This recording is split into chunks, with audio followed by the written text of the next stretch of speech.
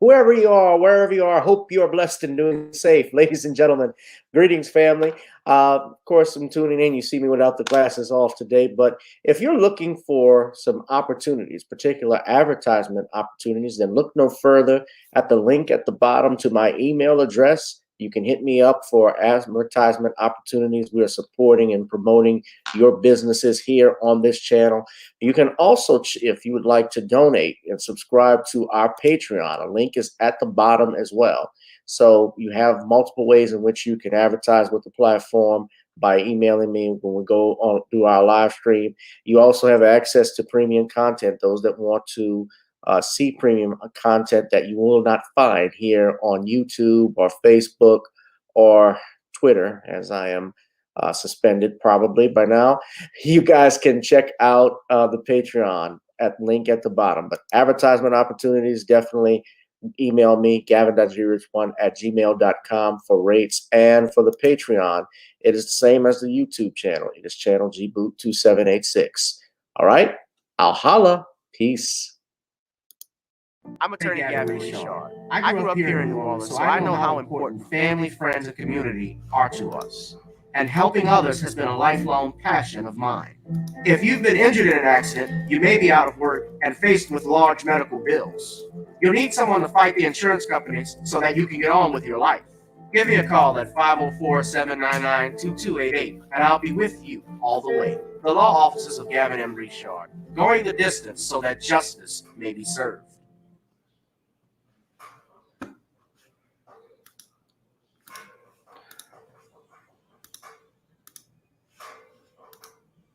Whoever you are, wherever you are, I hope you are blessed and doing safe. The place to be is right here with me. It's channel gboot2786 on Gavin Richard, my backup channel, on Twitter at GavinRich2786 via Periscope, and of course, Gavin Richard Facebook. Whoever you are, wherever you are, I hope you are blessed and doing safe. We have a hot one for you tonight. We will be talking about Biden approval rating, continue to dip. Biden's approval rating, I should say, continuing to dip. We also will be discussing cancel Dave Chappelle. Netflix stands by their man. Also, a new lawsuit filed against Bill Cosby by Lily Bernard. That's actually, we'll get into that. Plus, we also have breaking a cop's rough up a crippled black man out in Dayton, Ohio. And also, we'll be talking about Randy Moss's itty bitty tear over Jon Gruden. I don't know why that R didn't make it. Of course, guys, if you know it's Thursday, then I know that I have to be with this brother, and that is the legendary Shawn James, author of 70 plus books, including The Man Crisis, John Haynes, The Man with Nothing to Lose, the John Haynes series. His latest books include Revenge of the Cyber Goddess, as well as John Haynes Taking Care of Business, which you can find on Amazon.com. Shawn, thank you for joining us. Thank you for having me. And guys, we'll get started in a minute. But of course, before we get things started, I need you all to hit that like, share, and subscribe button. If you would like to donate to the channel, you see the ticker at the bottom. You can donate to the channel at Gavin Richard Esquire if you like this broadcast. Also, gavin.grich1@gmail.com from PayPal and Google Pay, or Zelle at 504-289-4002. You can hit me up there. Also, you can check out our Creole seasoning blends, NawniesCreoleBlends.com. Try it on chicken, meat, or fish. Nawnies goes great with every dish. Plus, we also have Video Soul, which is available on Amazon and iTunes. Our latest release. You can actually stream that on Spotify as well. And of course, we also stream this song. If you all have heard it, it's our opening theme. Got to get on up. Before we get on down, we got to get on up, right, Shawn? So Yep. Let's go ahead and hit that like, share, and subscribe button. And also, let's play this little ditty before we get started in the city. All right, we'll be back in a second, guys.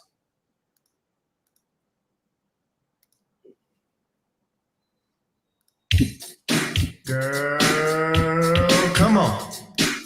Gotta dance to the beat, because on the dance floor is where we'll live. Show me what you got.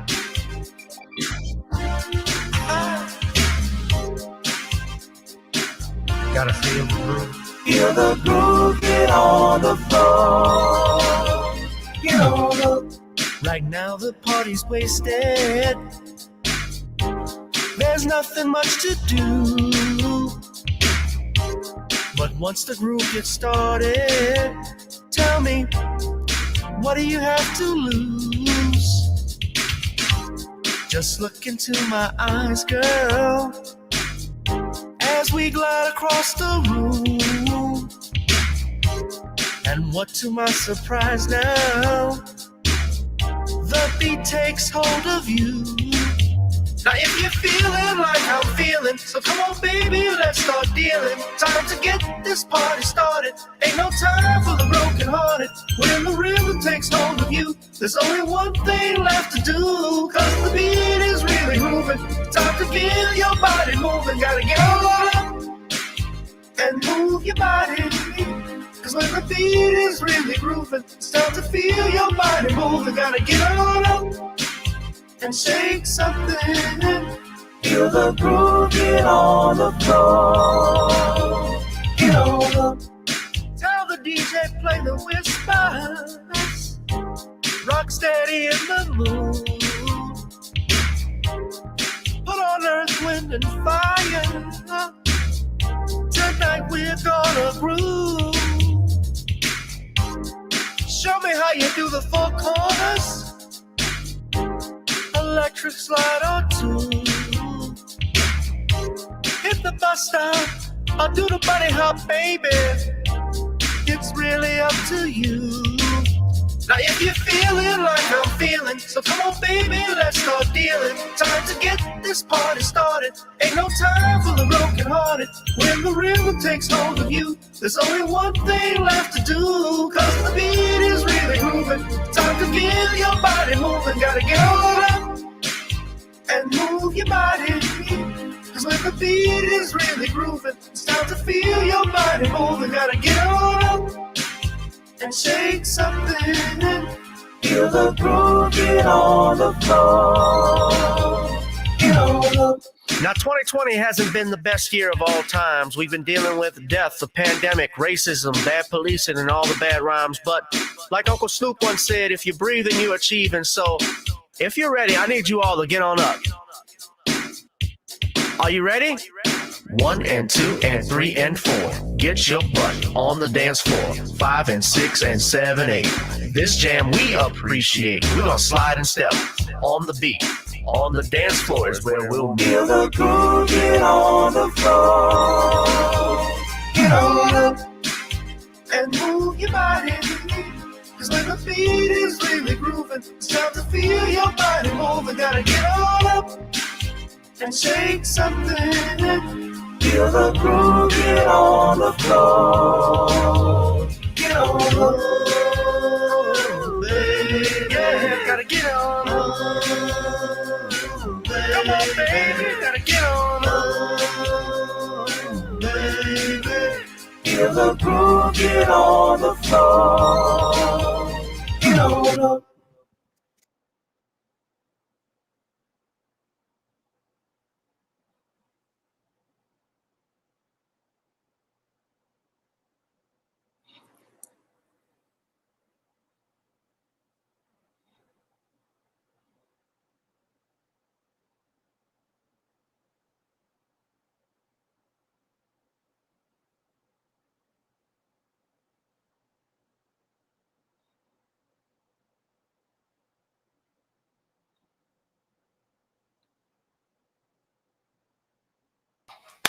Feel the groove, get on the floor.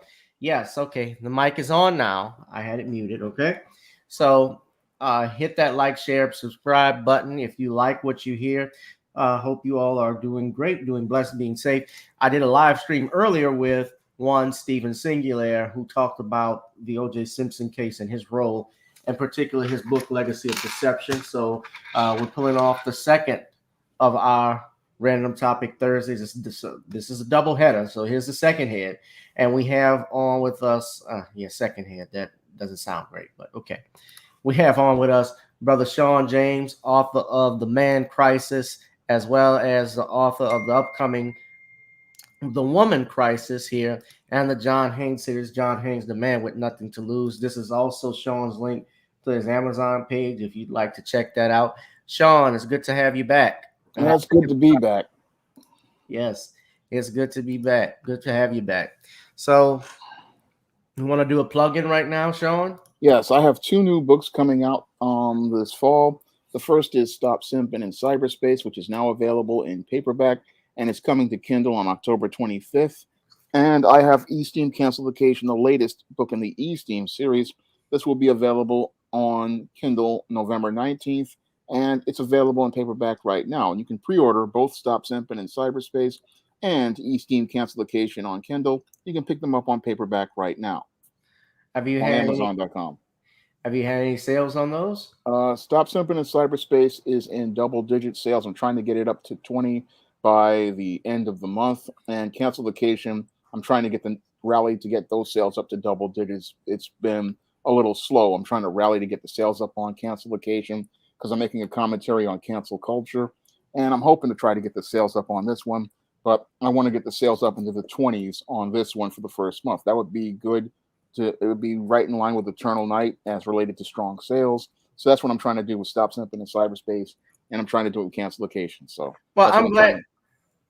Well, Shawn, I'm glad you actually mentioned cancel culture, and this is a way to segue into our first topic, and that is, since I wasn't going to do this first, but since you brought it up, cancel Dave Chappelle. Netflix stands by their man. That's right.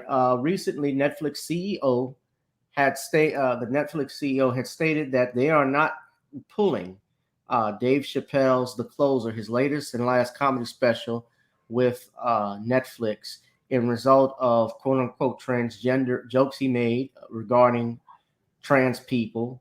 And apparently some people, those that did not take lightly to Dave Chappelle's jokes, are the ones that are trying to get his show canceled and getting it pulled from Netflix. But the Netflix CEO, I'm going to pull up his name right now, has actually stood by Dave Chappelle and is doubling down in his defense. Ted Sarandos stated that we know that a number of you have been left angry, disappointed, and hurt by our decision to put Dave Chappelle's latest special on Netflix. This is coming courtesy of NBC News, ladies and gentlemen.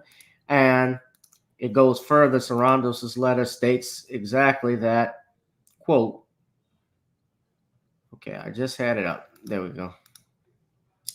With The Closer, we understand that the concern is not about offensive to some content, but titles which could increase real-world harm, such as further marginalizing already marginalized groups, hate violence. Last year, we heard similar concerns about 365 days in violence against women. While some employees disagree, we have a strong belief that content on screen doesn't directly translate to real-world harm. This is also coupled with the fact that Netflix actually suspended a few of their employees over their open criticism of Dave Chappelle's stand-up special. This happened earlier this past year. This is according to the New York Times. A transgender Netflix employee was suspended, actually was reinstated this past Tuesday. Tara Field says, at the very least, I feel vindicated, the employee stated. In all, Netflix reportedly suspended 3 employees after they attended a virtual business meeting of top company executives without being invited. Netflix said in an earlier statement that Ms. Field had not been suspended because of tweets critical of Dave Chappelle's show. I doubt that, but Mr. Chappelle's comedy special, The Closer, made its debut on Netflix on October 5th, which was quickly criticized by several organizations, including GLAAD, for ridiculing trans people. Ms. Field, a software engineer at Netflix, tweeted last week that the special attacks the trans community and the very validity of transness. Now, they are not alone in this, and there is also this National Black Justice Coalition, which ought to just call itself a National Black Gay and Lesbian Coalition, because that's what it ultimately is. And they commented on this. Now, if I show you this video, guys, you already know it's going to be some bullshit. And I'll just say that. And you see why. You look at the logo at the bottom.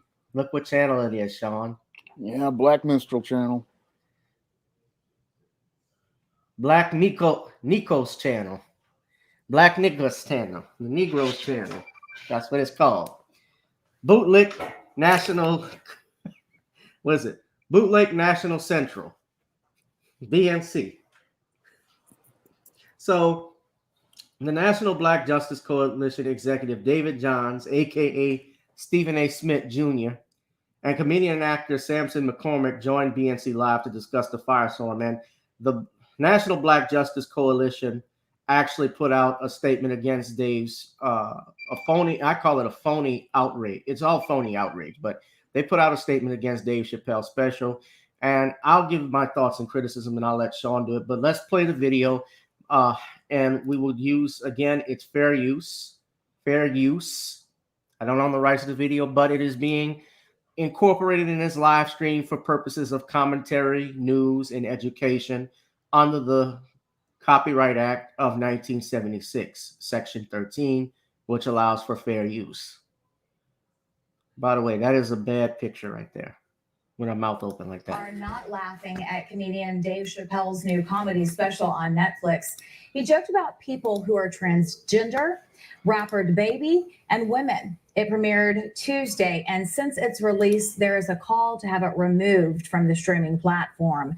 David John is the executive director of the National Black Justice Coalition, and it's one of the nation's leading civil rights organizations. And Samson McCormick. Okay, hold up. I know I was just gonna play it straight, but hold up. Did she just say one of the leading civil rights organizations in the nation? Did I hear that correctly? Hello? No. Did I? They're just lying. Did I hear that correctly? Did she say that? Let me rewind it. David John is the executive director of the National Black Justice Coalition, and it's one of the nation's leading civil rights organizations. Oh my God. That's a lie. I ain't even heard of this group. How?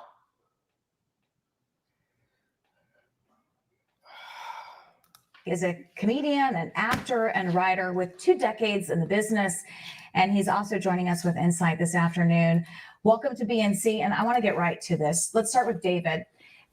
Just talk about the outrage following the special's release, and do you think the comedian went too far? First, Nigel, let me say thank you for allowing us to have this conversation. The most important point I want to make is that Black people are trans, queer, non-binary, and non-conforming too. And when it comes to the stigma associated with homophobia and transphobia, all things that are a result of white supremacy, it is Black, trans, queer, non-binary people who suffer the most. Oh, fuck. I know that so much of this is about acknowledging that's a lie. Excuse me, I beg to differ, sir. Did he's saying LGBTQ Black folks? I'm phrasing it differently, but he's saying basically transgender and homosexual Black folks suffer the most under white supremacy. That's a lie. Excuse me.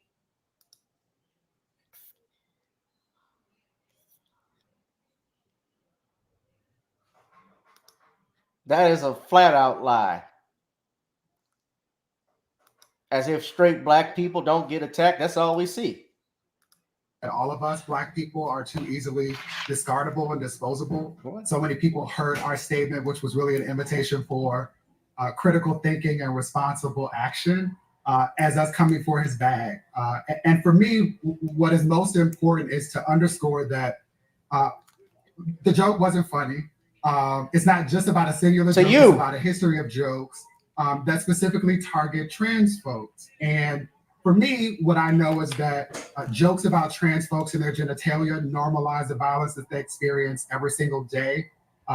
This year is on track to being the deadliest year on record for trans folks. The vast majority of victims are Black trans women. And there's not a modicum of the energy that I felt in the last 24 hours after asking for this conversation when members of our community are murdered or otherwise experience violence. And so I want people to understand that. Let me just say this. Okay, what he's saying right there what he's saying right there is false. It's true, but false. While it is true that, yeah, there's violence that is exhibited upon trans members of the trans community, transgenders, what they fail to mention is that sometimes, number one, that violence usually, especially if it's committed by what we call a straight person, or they use these terms like cisgender, and I don't consider that normal terms. That's because they lied about their sexuality or about who they were as a person, what they were born with. You know, those are the situations that happen. And also sometimes it involves a lover's quarrel. They leave out certain details about that. So I'm going to finish the video and play it out. Let me just play it out because it is jokes and the dismissal of our pain as not important, or us being sensitive, which is really an acknowledgement of us being human, that make it difficult for us to show up in the world, and make it the fact that we have to choose to be visible, to show up in public, or to be safe. And so I really want all Black folks to purport to care about Black folks in the way that I do, to think more critically about things like this. Yes, absolutely. I mean, same sense. So what do you say to people who think that they should remove this, and that this is essentially silencing art? Well, I think we all have the agency to decide what it is that we want to watch. And I don't understand why we are turning on his comedy specials if we know he's going to say things about the LGBTQ community. As you stated, I have been a part of our community for a long time and representing our community as a comedian for a long time. So I understand comedy a little bit differently. And people are going to say things about everybody. That's one of the great things about comedy. But now we have a choice. And I say, you know, if you don't like what Dave is saying, then stop watching Dave and start looking at comedians who are going to talk about what you want to talk about. It's simple as that. I don't believe in canceling people. I think that's an excellent point. We have a choice, and we can show how we feel by supporting or not supporting the artist. But David, this question's for you, because I really think it seems to an extent that comedians have almost been exempt from social responsibility. So what in this particular situation makes, say, Chappelle's comments different from those of a Richard Pryor or even a Bill Cosby? I don't think that they're different insofar as we're highlighting moments when jokes mask or otherwise inflict trauma or violence, or make it possible for people to dismiss trauma and violence on particular members of communities. For me, this is noteworthy. And again, we engaged in this space because it's hypocritical at a minimum to acknowledge that Netflix is the same company that also provides access to the documentary Disclosure, which does the work of talking about how white supremacy works by creating jokes about trans people's genitalia and reducing people who have complex and meaningful lives and make meaningful contributions to simply being the butt of jokes. And so I'm happy to... All of this over a comedian, ladies and gentlemen. As someone who has performed stand-up comedy, I want to just pause right quick. I'm going to finish the video, but, you know, he mentions, you know, I don't think they're different, but essentially what he's saying is that make fun of everybody, just not us. And that leads to what they really want, which is not equal rights, but gay rights. They want special treatment. They don't want equal rights. It's fake outrage at the same time, because I'm sure he wouldn't have said anything. Look, white comedians I know that make jokes about it. I don't think he would comment on it. But we're talking because Dave Chappelle right now is the hottest stand-up comedian living. Let's be real. Arguably considered one of the greatest stand-up comedians of all time, if not the greatest, although George Carlin and Richard Pryor might have something to say about that. And even Bill Cosby, or, you know, Eddie Murphy, well, I guess. Always share space with my brother Samson. I'm a fan of his genius and comedy. I'm also a fan, to be clear, of Dave Chappelle. He is in part important, and we are having this conversation because he's a genius. And I want to just acknowledge that when that genius is lost, on jokes that reduce people to their genitalia, and also dismisses the reality that it's not just that Black people are all cis and heterosexual. That has never been true. Conversely, it's not the case. We're all not gay either. That all queer people are white. When those things are lost, especially with someone who is as talented as Dave Chappelle, there's a problem. There, at least there's an opportunity for us to pause and have the exact conversation we're having now. And Simpson, I know you mentioned we all have a choice, right? We can choose not to support the artist, but do you think it's time for comedians to sort of scale back their jokes like that in general? Or is it taking away kind of the meat of the art? No, I think the great thing about comedy is comedy allows us all to laugh at ourselves. I have been a very openly gay Black comedian for a long time. I was doing that before it was cool. And the reason why I'm able to do what I do today, and the reason why other queer comedians are able to exist, is because we've been able to have the conversation. I believe the thing that will make this most effective is if we continue to embrace the ability to laugh at ourselves no matter who we are. And I think that by doing that, taking ourselves less seriously, we can have more important conversations. And that's the very beautiful thing about comedy. Yes. Some people say that the show is really adding to the divisiveness that's happening in America. So how do you think that these types of things impact society? I think we create conversations, and instead of getting angry, we need to just keep having conversations with each other. That's the best way to do it. We can't be angry. I think we just need to laugh. Like, don't take yourself so seriously. Laugh. Let's laugh at each other. I'm from Southeast DC, and we grew up poor. Some people grew up, they didn't have things that they needed. They didn't look the best, but we roasted each other, and that's how you learn how to accept yourself, was roast and get roasted. And that helped you to be able to embrace your flaws or what was different about you and go through life more positively. And David, what are your thoughts? Yeah, I agree. It's not an either or. We should be liberated by the beauty of both and for those who found it funny, cool. I find it hard to have processed that in a way that engendered laughter. And let me make a parallel point, because I know that for a lot of people, the queer stuff is just too much to process. In 2003, Dave Chappelle had a skit called Kiss on You.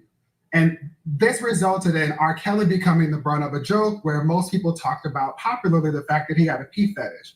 What that missed is that at the core of that joke, that skit, was a 14-year-old Black girl, right, who was at the center of the case that was just resolved. And this was years ago. I'm not trying to censor or stop one's ability. That's not true either.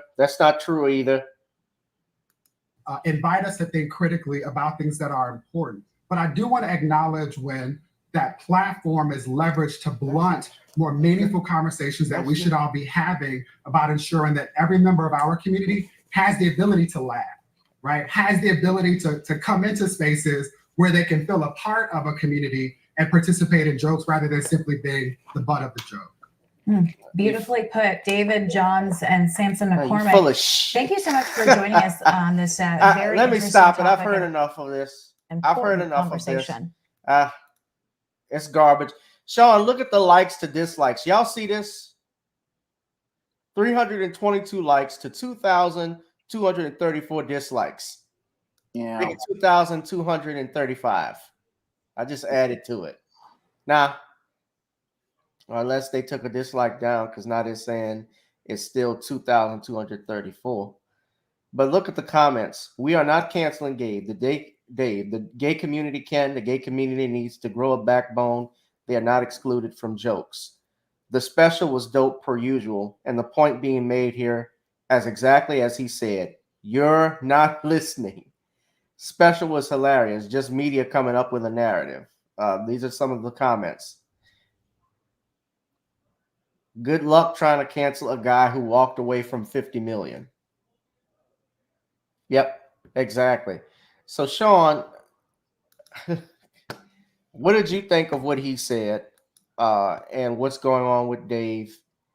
I know you don't watch Netflix, and something to point out too is that this guy is complaining about Dave Chappelle. He didn't mention anything about cuties. He mentions R. Kelly, and that, what I was saying, was a lie. She was not the center of this case.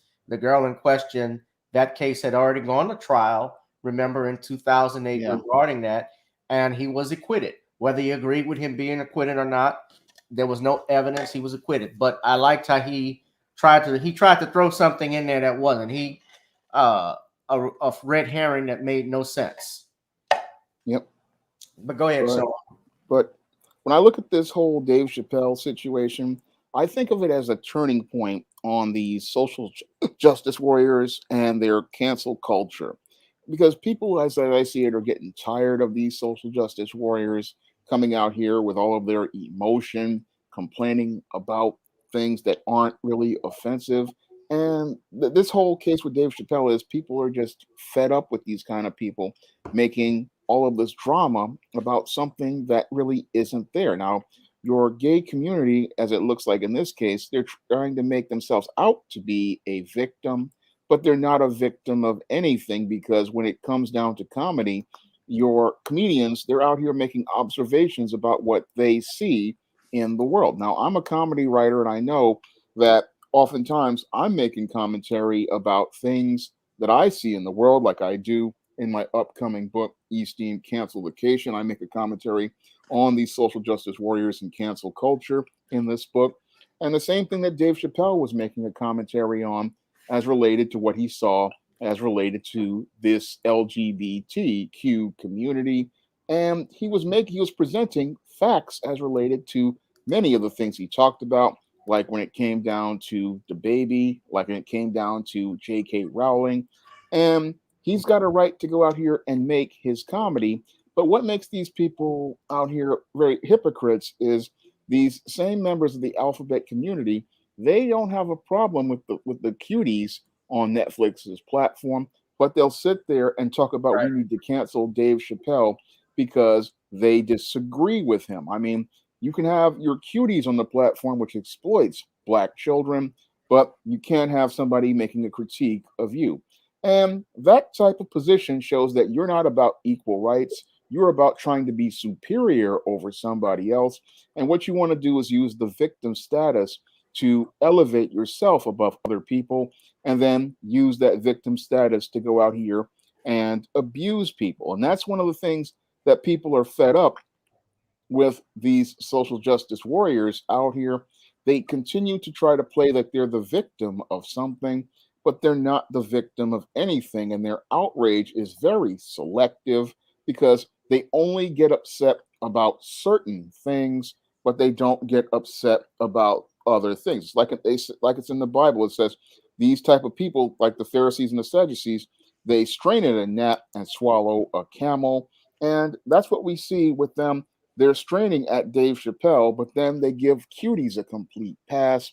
And Netflix has a right to stand by Dave Chappelle, because if you want to say that your platform is about being equal, I mean, if you can give cuties a pass on the platform, then why can't Dave Chappelle tell his jokes on the platform? That's the critical question that people need to ask many of these people in the alphabet community. I mean, you had no problem with a movie about a gay Jesus on the platform, and you're upset about Dave Chappelle. And again, you want to have free speech for you, and you don't want it to other people to give you free speech where you can go out here and again go out here and have that freedom of expression. It's like you don't want to hear any sort of criticism, but that's not how our Constitution works. Our Constitution is about protecting the speech you don't like so that we can get a counterpoint. And the sad part is we have many in this alphabet community who don't want to hear the counterpoint, who don't want to hear the critiques, don't want to hear the observations. They just want to be told what they want to hear. And the only people who want to be told what they want to hear are fascists and people who are completely delusional. And when I listen to these reports that were put on that Black Minstrel channel, I mean, everything on there was pure propaganda.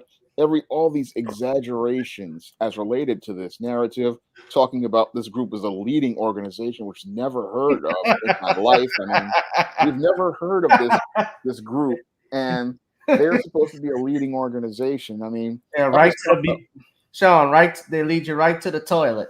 Yeah, and you've got guys right to there, the beauty salon, and you've got guys there who we've never heard of. I mean, if you're a leading organization, you would think you would be known. I mean, the NAACP is known. They're not the greatest organization, but they're known.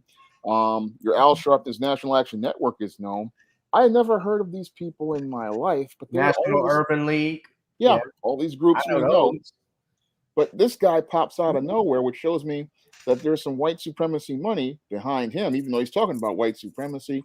And it's all about trying to silence a heterosexual black man from making his observations. And that's something that your white supremacists don't like. So what they do is they get their buffer groups like this National Black, whatever they are, and they use them to try to silence men like Dave Chappelle because they really don't like the whole idea of a heterosexual black man who can make his own money, speak his own mind, and have power out here. And what they want to do is silence that black man because the only type of black men they want to see are the bootlicks like they have, like your Stephen A. Smiths, your people on the Black Minstrel channel. They want these yes men that come out here, but they don't want to hear from heterosexual black men who have their own money, power, and influence, and they want to try to minimize the influence of men like your Dave Chappelle, your Bill Cosby, and many others out here. That's what this whole incident is all about. Really, it's all about silencing the heterosexual black man and trying to make it where he cannot make critiques of your overall society. Yeah, well, most definitely, and you hit the nail on the head too, Gordon. All Netflix cares about is money, which is what it's about at the end of the day. Remember when he had his last two specials, Sticks and Stones, and I'm sorry, the other one escaped me right now, but his last two specials that aired the past year back in 2019. It was part of his deal with Netflix, and Rotten Tomatoes actually gave that like a 0% rating because of LGBT jokes that he made. So he's basically proving their point. You don't want people to give an honest opinion or have their own opinions. You want everybody to think like you. That's where the situation is, and it's very dangerous right now as a country if we live in a society that tells us that we are supposed to agree and do what you say instead of let's have a danger. Yeah.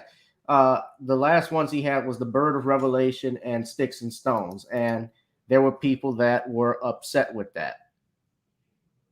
Upset with him defending Michael Jackson and R. Kelly.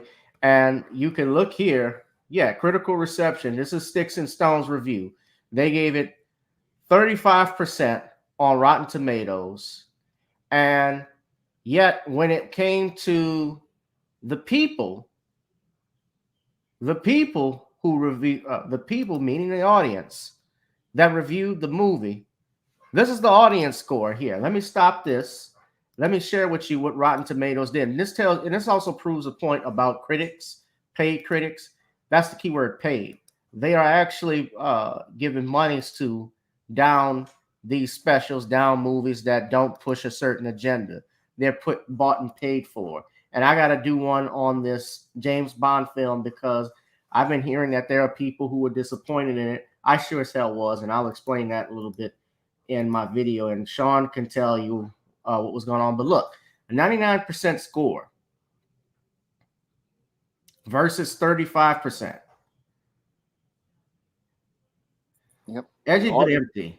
Sticks and Stones won't break any bones, but it won't elicit many laughs either. I mean, listen to these people. They're living in their own world. They don't want to listen to reality. They don't want to hear reality. They just don't. They want everybody to agree with what they say. This is what it's about, ladies and gentlemen. Now look at the closer. Let's look at the audience score. 96 to 43%.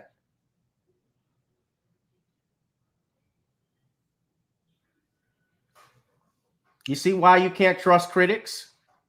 Nope. You got to see it for yourself.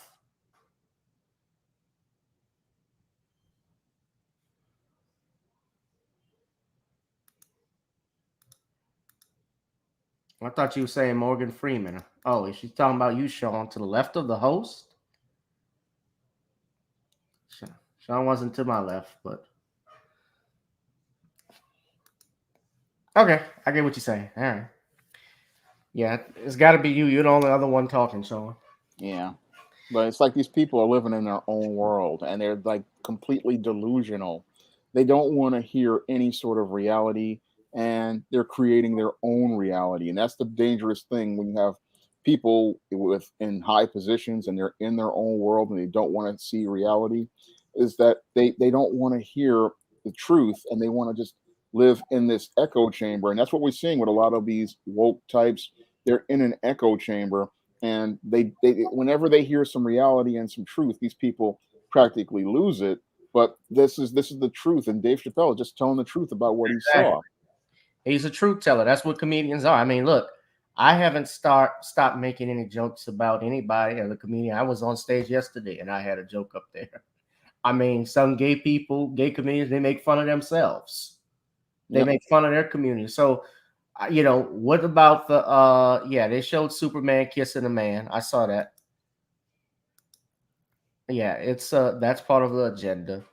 But didn't have that as a topic today, but maybe we can do it for another topic. But yeah, anybody that doubts that there's an agenda, LGBT gay agenda in Hollywood, you had better think again, because it's not just about pushing the positive images.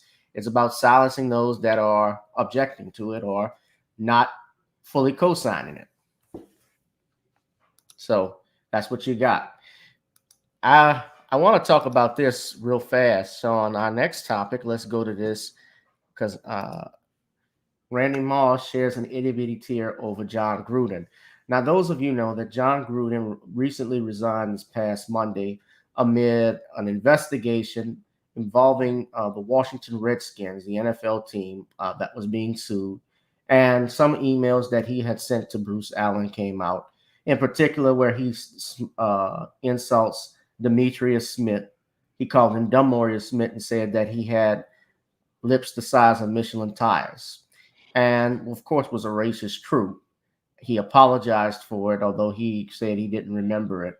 But then, of course, we had a host of emails that subsequently came out where he was also talking about Michael Sam and not drafting queers. Then also talking about women in the NFL, how they're bringing them in. And apparently it was the LGBTQ jokes that really set things off, those topics that set things off. They saw Michelin tires, black jokes. It's bad, and he could apologize for it. I don't know. Well, sir, we got more emails here. He's got insults about the gay community. He's gone. And Jon Gruden was gone subsequently after that. He resigned as the Las Vegas Raiders head coach. And more information has been coming out. But then this is what caught me on ESPN. Randy Moss, Hall of Famer, and I like Randy, but Randy was upset, obviously, over what he saw. And I think Gruden also was employed. He was employed by ESPN during that period. He was a color commentator for Monday Night Football. And I guess Randy was upset about what happened, and let's just play this. Responses to this. Teddy, I hear you saying basically fair use again. In that locker room today, you kind of just put your head down, and you think of him as the leader in terms of the decision maker, but not necessarily a leader you respect. I'm curious from your perspective, Randy, if you were in that locker room today, would you be able to play for him? You know, to speaking of Teddy's point, you know, basically you hear us talk about we got work to do, we got a job to do, and that's to provide for our families. And Teddy hit it right on the head of just putting your head down and going playing football. You know, I speak about the game of football. I fell in love with the game of football, Sam, at 6 years old, and I get emotional talking about it because of situations like this. My civil rights were kind of messed with in high school over the color of my skin. And now being able to play 14 years in the National Football League, to have something like this of a leader. We talk about leadership. We give guys these big contracts because they want to be able to lead 70 men, coaches, equipment staff, and managers to the number one goal, and that's to win the championship. And for us to be moving back and not forward in 21st century, like I said, man, National Football League, this hurts me. The clock is ticking, man. I'm sorry. No. I can play for you, but I'd rather not. okay, I'd rather not do it, but if I have to do it, I will. And it's just because I have other people that I have to provide for, right? But I'd rather not do it. Yeah. But we've done it before in different situations. We are all mentally tough people in that locker room, but it's something you'd rather not do. Yeah, so this is what I think about. It's like Randy sitting up here feeling this way from a distance. I can't imagine a guy in that locker room today trying to play a football game feeling that way. With a heavy heart. How? I don't know. It hurts. I don't know how. What?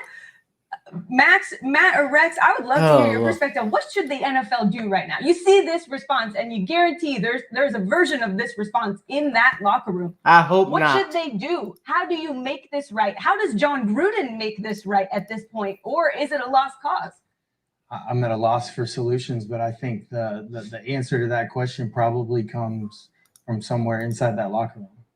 In that Las Vegas. Are they still following him? I mean, that's a big question. You have the slogan of Al Davis talking about, just win, baby. Today in Las Vegas, the slogan is must win, baby. So to be able to really see how this team responds coming off a loss and then having this week coming out with a heavy heart. All eyes is on Las Vegas. Yeah. Randy, I appreciate you just being genuine and honest. It's what we love about you. We've been through a lot, Sam. Yes, we have. Yes, we have. And let me say this too. Randy, look, I remember Randy Moss. He grew up and loved the game of football. This is the same Randy Moss that said, I'll play when I want to. When he was with the Minnesota Vikings. I remember when he went to Oakland and he had poo-ass Kerry Collins throwing him the football, and they couldn't throw the football to him. Not that it was against Randy and his talent. Randy was one of the best wide receivers I ever saw. But, the Oakland Raiders, that period he came, they sucked at that point. And Jon Gruden, let's look at the contract too, Shawn. He had a contract worth $100 million, guaranteed, not including the signing bonuses that he got, for 10 years. And for the 4 years he came back to Oakland, he never went to the playoffs. Remember, he was with Oakland those first 4 years. Yeah. Got traded to Tampa in 2002, won a Super Bowl with Tony Dungy's defense. And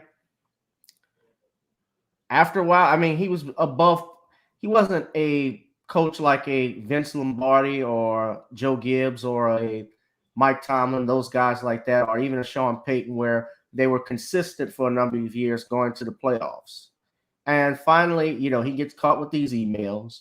And I'll be honest with you, Shawn, I don't care for punishing people for something 10 years ago. If it wasn't against the law or anything egregious, I don't really care for it. But this goes to show you, I'm used to hearing about stuff like this because we work as Black people all the time with people we know who are racist or who don't like us. That's part of life. You're going to work with assholes. Jon Gruden being one of them.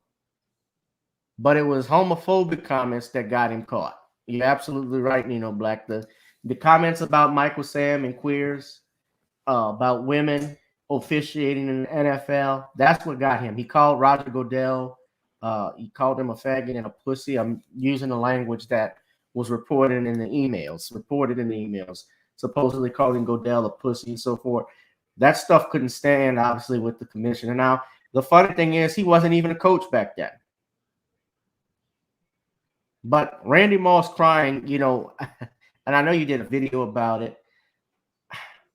I want to hear your thoughts about it. What did you think? Well, the Randy Moss crying, it was embarrassing to watch because it just showed image of a weak Black man getting emotional like that. Where's the warrior spirit? Your NFL players, they're supposed to be warriors on the field, but when we see this guy getting emotional, it just shows how weak some Black men are. Yes, there's racism in the workplace. I have experienced racism in the workplace, but I wouldn't be sitting here crying about it. I would be more angry, if anything. And when I look at that kind of emotion from Randy Moss, it just comes across as showing him as really soft and really weak to me. And it shows me how the NFL is just a slave plantation, because your NFL players, I mean, they sat there for years with this guy, and you get one of the Randy Moss. He's sitting here and he's crying about this, and you can't respect the guy who's sitting up here crying about a racist who disrespects him. No, you should be angry and you should be demanding change. But our NFL players, they come from a codependent mindset, and instead of demanding change, they're sitting here crying and getting emotional instead of saying, "Look, we demand our respect." I mean, we're playing for these billionaires, and they can't give us the intangible of respect. I mean, this man basically, again, 10 years ago, disrespected the head of the players union and disrespected this man because he was a prominent black man. And the only reason why he was fired again was because he disrespected Roger Goodell, and he disrespected those women with those anti-LGBTQ comments. That's the only reason why he got fired. And that should trouble every black man out here. This just troubles me. You see, Sean, I'm looking at the bigger picture. This is something that happened 10 years ago. Yeah. Not something, he wasn't a coach then. I'm not defending him at all. Let me be clear about that. He got caught, obviously, because, you know, when you email something, when you put something out on the internet, it's there, like O'Shea Duke Jackson was talking about. Once it's there, it's there. There's no removing it. It's there forever. It's there forever. And Lord forbid, you know, I would want anybody to go back in my past 15 years ago and I have a multi-million-dollar job and they want me to they want to fire me for a comment I made. I would tell them to kiss my ass. Just straight up. That's just me. But I understand we're in a different time now where we're in, you know, everybody, even myself, and I'm sure you, Sean, may have said something you regret. We're human. I'm not defending what Jon Gruden said because I think I mean, listen, we go, like I said before, we work with people like that who talk behind our backs, but still want us to work under them and do all of their dirty work for them. Yeah, he's a racist piece of trash. He is a piece of trash. He is. He's a racist piece of shit. No, he's not a piece of trash. He's a piece of shit. Let me be clear about that. I'm not defending him, but I'm looking at this. Do I personally, would you want to be fired, Sean, for something, just your opinion, something that happened 15 years ago, if it wasn't illegal? No, I wouldn't want to be fired. I mean, I've run into that situation. 10 years, yeah. And he got fired basically for insulting Roger Goodell, and really more the LGBTQ community, because the NFL has gotten soft. And the Washington football team is being investigated over this cheerleader incident because they're being sued in court right now, supposedly over taking these female athletes and having them do sexual favors. They're not athletes, excuse me, these cheerleaders. And I don't know what the details of it are. How did they even get on the plane to go to these islands or wherever? That's something, another story. I don't want to get further into that because I don't know all the details. But because, yeah, but that was the only reason, you're right, Lamiko, when the emails were released, that's the only reason why this whole thing started, because Jon Gruden was emailing Bruce Allen, who was the general manager of the Washington Redskins. And by the way, on the Michael Sam thing too, Michael Sam, when he got drafted by the St. Louis Rams, I remember watching that draft, and they had the whole thing set up, ESPN, with the cameras in Michael Sam's house with his boyfriend, and showing a video of them kissing each other and playing. You know, I heard even too there was stuff with them playing with cake and so forth, and it was all to push it. It was all to push this narrative. It was all to push an agenda. Clearly, if you have the cameras set up there, you know, which you know they do all the time when NFL players get drafted. But Michael Sam, I'll just say this overall, and I said this on Tuesday's broadcast, he was not a good player. He sucked. Dude sucked. He was great. Yeah, he was decent in college football. I'm being real. I'm judging by his talent. He was good. But when it came to the NFL and you're competing against defensive linemen who can run a 4.4 and you're running a 4.9 or 4.10, you know, they outrun you. They outwork you. So that's why he didn't get more playing time.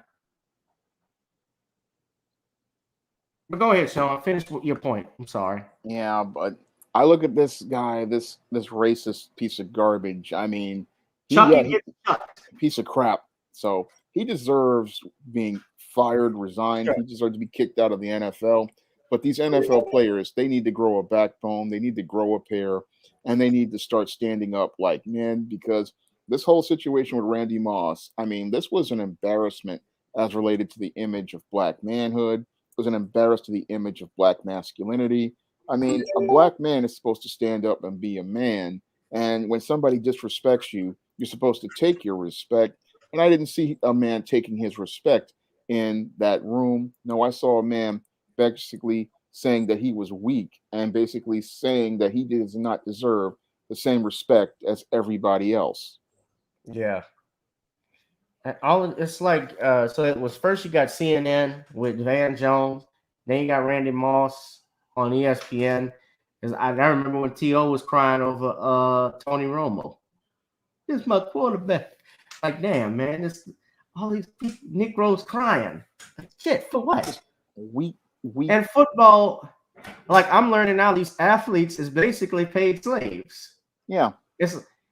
Shawn, I didn't know this, but until years ago, when these players get drafted and they go to the combine, they actually have them go into rooms where they stand before the NFL owners and they see their physiques. That's basically like a slave auction. I've seen pictures of it. Yeah. Just knowing I'm knowing the buck I'm gonna get. I mean, we need, Kyrie Irving basically is taking a bigger stand than some of these these NFL athletes that we see. I'm not about, you know what, I won't say too much. But he's about to lose his job. Yep. Over this because he took a stand. I thought we had, I can't say too much over it, but my whole thing is that if you want to take that, then that should be voluntary. That shouldn't be something forced onto you. You shouldn't be pressured. But let me watch it because they will take this channel down for even thinking something like that. And that's the danger to society right now. But yeah, it basically was like a coming out party.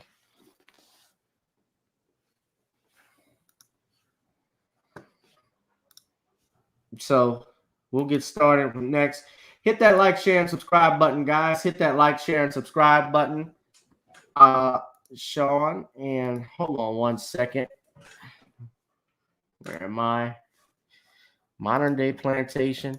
I'm going to get started in the next topic. Shawn, hold on. I got to step away for a minute. I'll be right back. All right.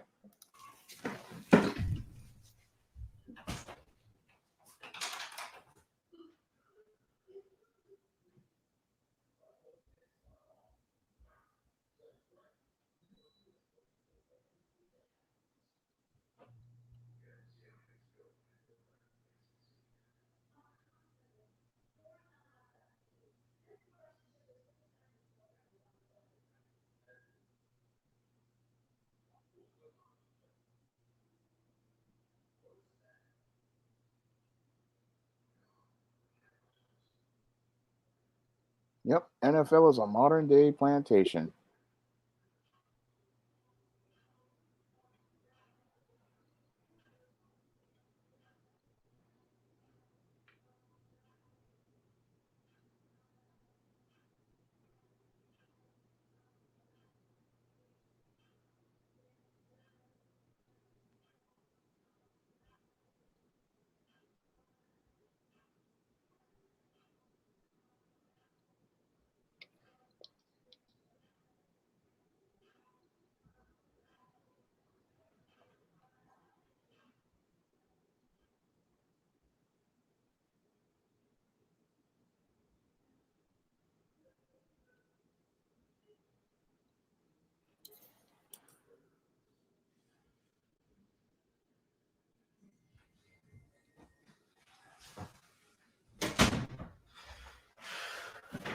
All right, guys, I'm back. Excuse me for that.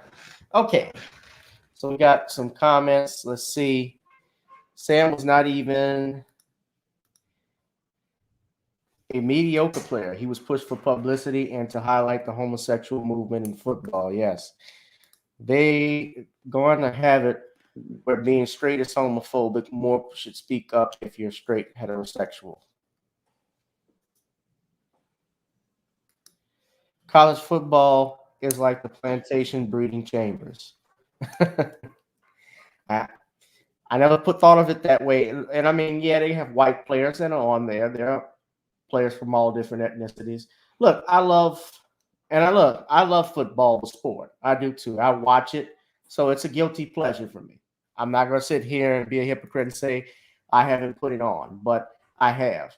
And I'll say this. I think that Gruden, like I said earlier, he should have. I mean, at that point, really, he should step down. But I'll be honest with you, Shawn. I think Oakland or Las Vegas really didn't want to pay all of that money either. No, They're having a mediocre season. 3 years they were never even in the playoffs. They had their best record was 8-8. They were doing good, I guess you could say. It's still early in the season, but the guy really wasn't that outstanding of a coach to me. But I know some black coaches that will not get contracts like that. Black coaches will not get $100 million contract. nope. Tony Dungy couldn't even get that. And Dungy was defending Gruden until those other emails came out. But this is what like Randy Moss is shocked. We live in America. They talk about this stuff behind our backs. That's why when our parents raised us and told us as kids we had to be 10 times better than them, you don't think they tell their kids that black people are 10 times less than you? Of course they do. This is what they say. This don't surprise me. And if I'm offending white folks, if it's white people who have a problem with it, then maybe you're the ones I'm talking about. But if it don't apply to you, it shouldn't bother you. Yep. It's been living with this ever since I was a kid. And I remember when he coached Oakland back in 2000, 2001. I was a fan of the Raiders back then when they had Tim Brown and Jerry Rice and Rich Gannon. Those were great teams. I'm not gonna lie to you. I liked it. I thought he fit the Raiders, but it is what it is.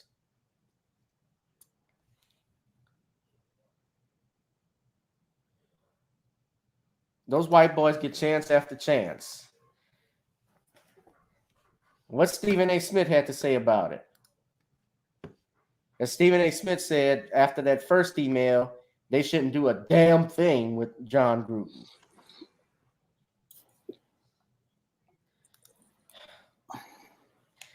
All right, I'm going to move on to something else, guys. Yes, unfortunately, this is happening. A new lawsuit has been filed against our beloved elder, Dr. Bill Cosby, by this woman, Lily Bernard. Now, Lily Bernard, if you all have seen her, this is a picture of her right here. She's the one they have walking around with her afro and her necklace, and she's really Cubano. She's not a black woman. They have her walking around talking and accusing Bill Cosby of rape. Now, she was actually in a TV. She was actually on the Cosby Show, and if you go to her YouTube channel, I'm going to talk about the lawsuit in a minute because I want everybody to look at this. But she's listed as a visual artist, and this is her YouTube channel. See, they didn't even pull it up, but this is her YouTube channel here.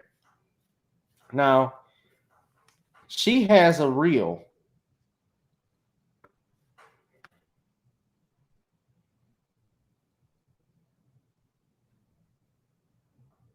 This is her acting reel that's still up. Now, I put it on mute for a reason, but this acting reel has been up since 2009.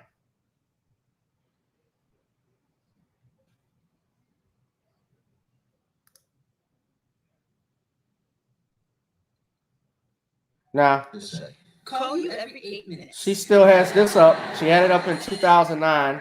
This is her supposed rapist. Okay, thank you. And she has this a part of her acting reel. Never took it down. I told you to call me when the contractions are 8. I don't want to get a copyright strike.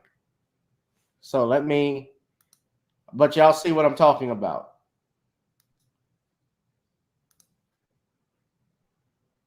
Now, notice in this picture, she looks much different. In these pictures, Shawn, you see this. I'm pointing this out for a reason, guys. And yeah, people do change, but she looks totally different.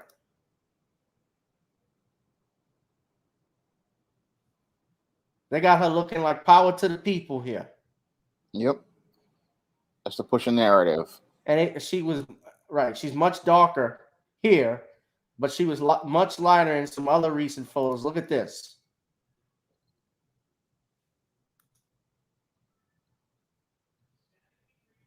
Shout out to Tariq Nasheed because he exposed this. Now, she has filed a lawsuit against Bill Cosby, according to BuzzFeed News.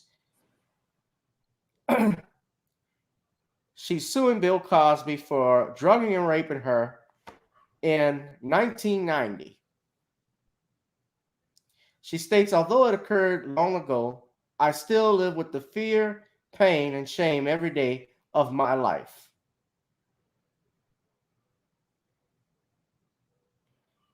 I have waited a long time to be able to pursue my case in court, and I look forward to being heard and to hold Cosby accountable for what he did to me, Bernard said in a statement on Thursday. Now, that reel that I showed you, ladies and gentlemen, is around the same time she appeared on the Cosby Show when all of this stuff happened.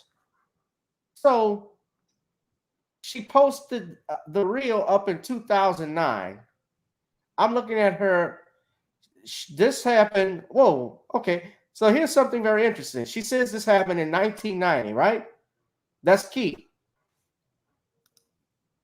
I'm gonna finish talking about the video. Let me finish this then before I get back to my point, because I gotta share this with you. So Bernard is suing Cosby, 84, in New Jersey civil court following his release from prison in July when the Pennsylvania Supreme Court overturned his sexual assault conviction based on a technicality. I've told you guys before, and I can say it again, denial of due process is not a technicality. Do not let them push this false narrative onto you. When due process denied, it is a travesty. When a prosecutor breaks his oath and tries to prosecutes you maliciously, that is not a technicality. Denying your Fifth Amendment right to self-incrimination is unconstitutional and illegal. Denying you of a fair and impartial trial is not a technicality. It is unconstitutional and illegal.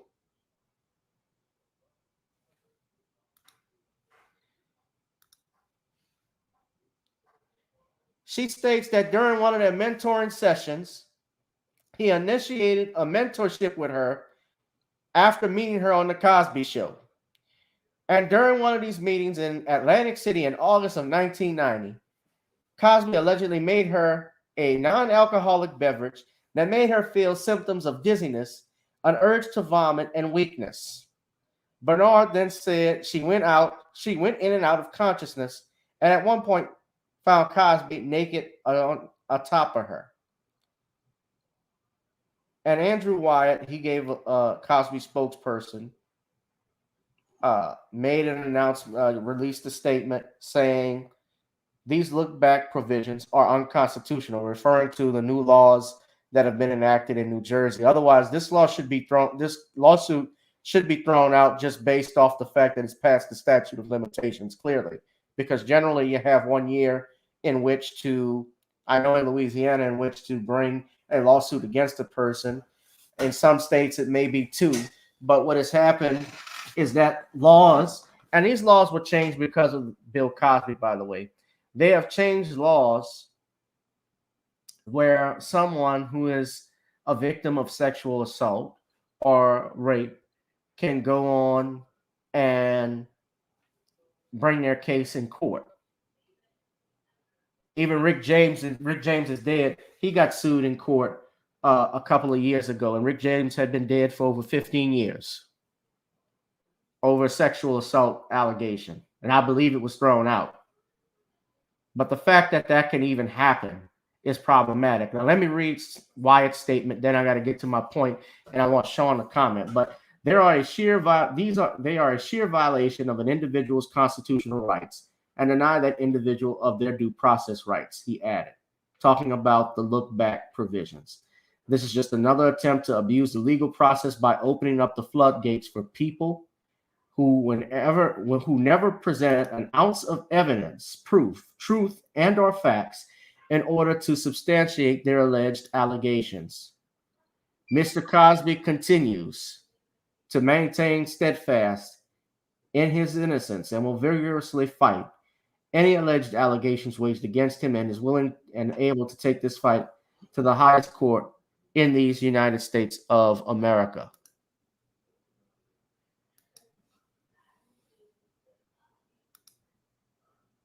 Now, Shawn is going to comment in a second, but let me get to my point, Shawn. I want y'all to look at this. Look at this very carefully, okay? Hold on. We're going to break this slide down real quick. Now, hold on. Let's look at this. Now, what date does she say this happened, Shawn? 1990. She gave a month, too. According to this, they said August of 1990. Am I right? Yes. And she said Cosby initiated a mentorship with her on the Cosby Show. Is that correct? Yes. Now let's go and look. Hold on. Let me stop here. Oh, we're going heavy today. Hit that like, share, and subscribe button. I'm about to blow it up. Exhibit fucking A. I don't really say fucking in court. Exhibit A. Now this is Lily Bernard's IMDb page. Okay? That's her? That appears to be her, Mr. James? Yes, it is. All right. Can y'all see the screen?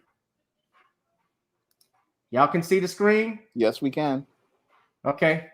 Look very carefully where it says actress. Remember that reel I showed you? Look very carefully at the time she appeared at the Cosby Show. The episode was Bring Me the Lip Gloss of Deidre April. Am I reading that right? Yes. What's the date up top here highlighted? I think it says 19. Let me take a closer look. 1992. January 16th, 1992. Now, I remember this episode. So, you still worked with your rapist after the rape? That makes no logical sense.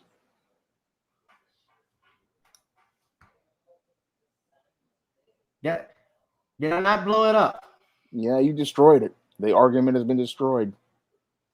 Her whole credibility has been shot. 1992, January 16th, 1992. I didn't blow it. I didn't really destroy her credibility. She did. Yeah, because the timeline doesn't add up. And I'll also add that if we look at the historical context, your Desiree Washington brought charges against Mike Tyson in 1990. So you're telling me that you couldn't file charges against Bill Cosby, but Desiree Washington could file charges against Mike Tyson. That right there that also pokes a hole in her argument, because you're saying that this happened in 1990, but when I look at the timeline, we have Mike Tyson rape trial going on, not rape trial, but the charges filed against him at that time, and she's saying that she couldn't do this. It makes no logical sense. It doesn't fit in any sort of historical timeline. No, it fits no timeline. Whenever they give a timeline, Sean, that's when they get in trouble because then their stuff is not, their lies are not consistent or No, strong enough to make their argument. Their lies, you're talking about something that happened in 1990.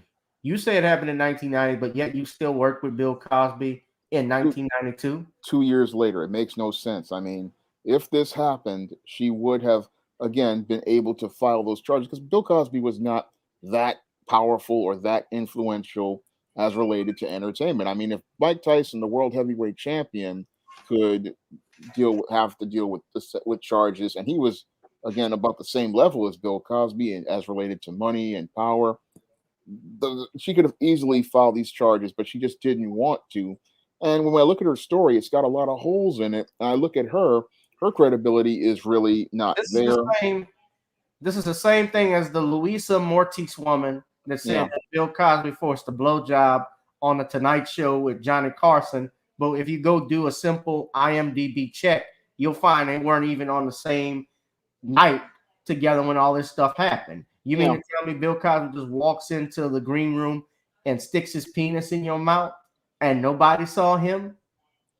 And he's going to get past all this security because in order to get on one of these sets, you have to go through a whole security check and background checks and all that stuff. I mean, it's a lot. It's a whole process. That's what people don't understand. You don't go on the set of Tonight Show. You have to be invited, and there's a whole lot of security. So he's not just going to be able to go into that green room unless they tell him where he can go. Right. I hope his lawyers see this. He needs to sue for slander. Yeah, he does. He needs to sue. He needs to sue for slander. Countersue him for countersue him for defamation, not slander. Because the only defense to defamation is the truth. And what she's saying makes absolutely no sense. This is the episode. I don't know if Nicole is probably watching this, but Nicole should bring this to the attention of, you guys bring this to the attention of Andrew Wyatt or whatever, or to his lawyers. I don't know who's representing Bill Cosby right now, but y'all need to look this up because she's lying right here. Her credibility is done. Yep. It was done a long time ago, but it's officially done. You're done, like Jason Black would say. You're done.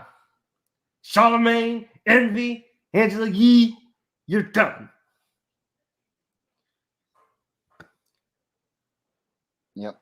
I mean, absolutely destroyed in just a few IMDb searches. And I know Mr. Cosby's lawyers, they're gonna wind up destroying everything when they get to court. I mean, this is an easy case. And the media will ignore it. Yeah. It's a technicality. It got dismissed on a technicality. That's them spinning. They're spinning to try to make their narrative. But the truth is, as related to Mr. Cosby's conviction being overturned, that was not a technicality. That was just the Constitution. And the whole thing is, they violated Mr. Cosby's Fifth Amendment rights. They went out here and did not give him due process under the law. And most Americans should really think about that. I mean, if they can violate Mr. Cosby's rights, what's to stop these same people from going out here and making an allegation against their son, against their brother, against their father, and doing the same thing to them? They don't really understand this interpretation of the law that your Kevin Steele was trying to push was going to destroy our entire due process of law. And what was done to Mr. Cosby was extremely egregious, and we really needed to have this conviction overturned to protect the rights of every American man, because every American man would have been negatively impacted by this precedent. Now, when it comes down to this actress and her civil lawsuit, this is another desperate attempt by those in the cabal who don't like Bill Cosby to malign his reputation. And they're going out here, they send her out here to do their dirty work. And what they're hoping to do, again, is get some press as related to maligning Mr. Cosby's reputation. And what they want to do is get attention for this case. They probably know they're not going to win, but it's all about trying to further demonize Mr. Cosby's name and further to try to make him look like the bad guy in this pictures. But when we look at the picture, they're the ones who look like the bad guy, and they look really pathetic because this is just shows how desperate they are to malign Mr. Cosby's name. And it just shows how they're just grasping at straws at this point, because when you can easily tear apart their arguments, it shows they have no credibility whatsoever, and they just keep going because they know that they've lost already as related to this conviction, but they just keep on going, hoping that something will stick. But all this is going to do is lead to Mr. Cosby being able to file civil lawsuits himself as related to slander and libel, because these claims just are not able to be substantiated, and they just don't fit within the confines of history or the confines of reality. Yes. Most definitely. I got it right here, guys. Just look it up. The episode. This is the episode she was on. And this happened in 1992, but her lawsuit, according to the article, goes back to 1990. So 2 years later, all I'm saying is, yes, strange things do occur. People do act differently, but you're on the show with your rapist, alleged rapist. That makes no sense. 2 years later, did he patch things up? What happened? Why did you, ma'am, never go to police? See, this is not victim shaming. This is cross-examination. If you get somebody on the witness stand, you ask the hard questions. You have a right. If someone accuses you of a crime, you have a right to confront that person in a criminal matter. That's your constitutional right.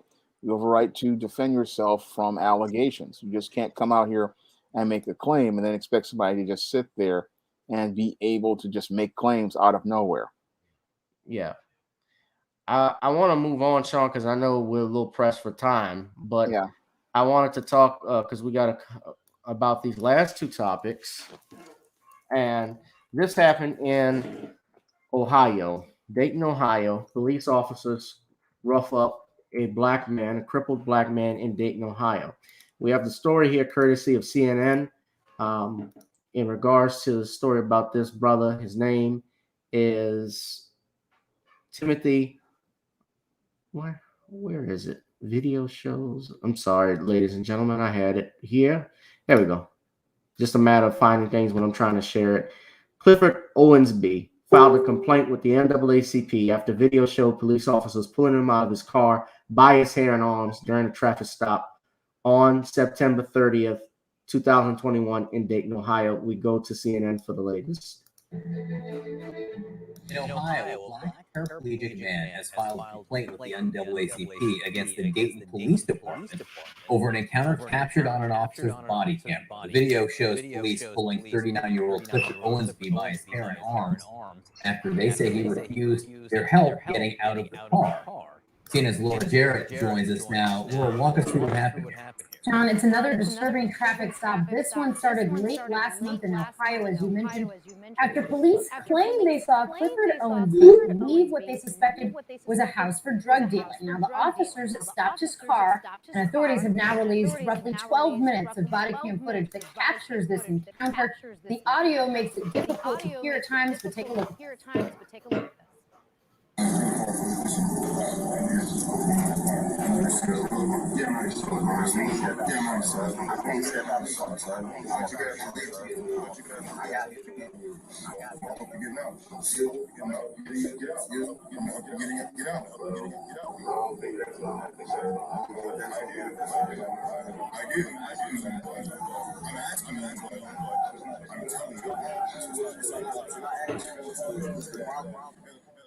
Not going to happen because he can't move his legs. The officer then explained Owensby can't be in the car when a narcotics canine dog sniffs the vehicle.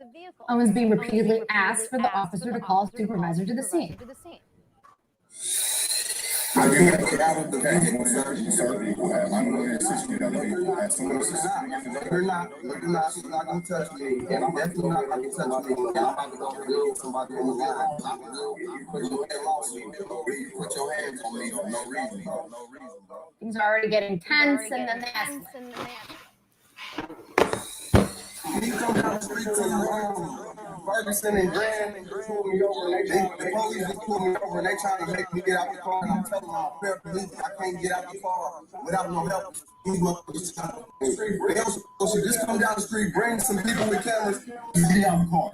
That's not an option. You're getting out of the car, so you can cooperate and get out the car. I'll drag you out. You see your two options here? All right, and then as you see here, the officers pull Owensby out of the car.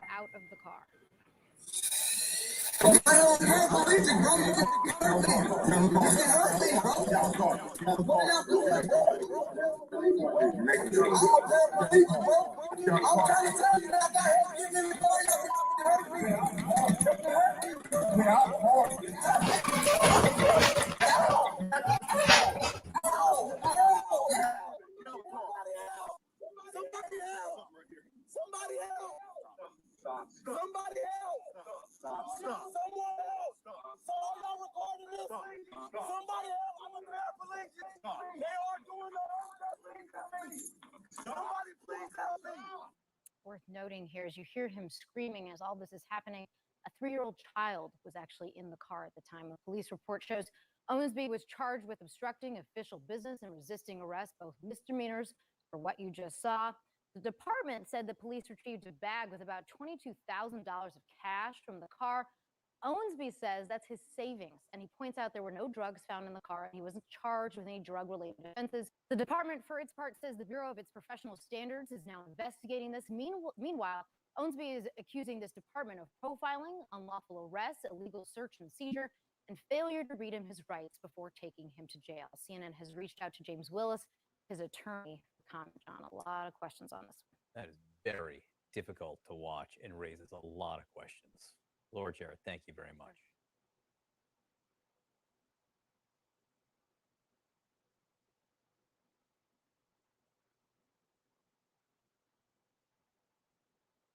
He has prior drug offenses or whatever. However, and he has some prior run-ins with the law. That being said, why they stopped him, they didn't show this part, but it was over tinted windows. So it was over tinted windows first, and then they decided when they ran his name, they wanted to get a drug dog out there to search his vehicle for what they believe would be drug paraphernalia or marijuana, whatever. They did not find anything. I'm wondering if he got his money back too, if that was his savings. $20,000 in cash, that if that happened. But he did suffer some injuries. I believe he re-injured his back. He had some scrapes and bruises as a result of it. This is disturbing. And even despite his priors, police officers are still required when operating with someone, especially paraplegic.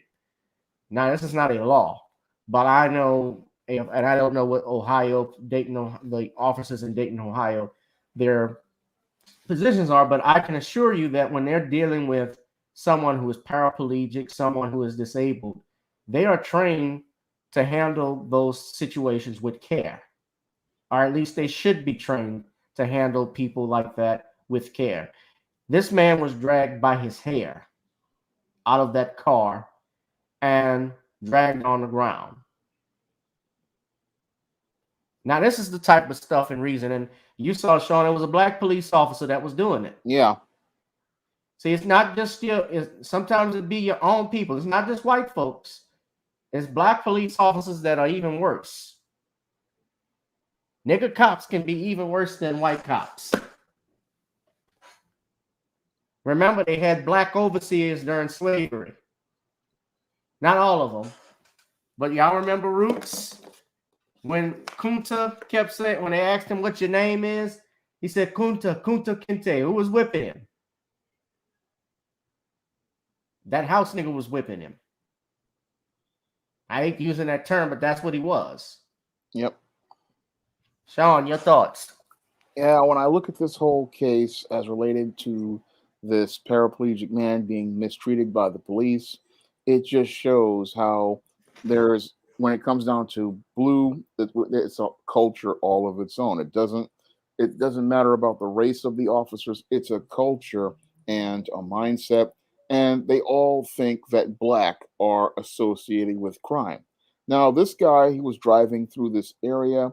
They just, as I see it, were looking to racially profile him because they saw a black man going into a house and they thought, oh, the black guy is selling drugs. So we're going to pull him over because we think he has drugs in his car.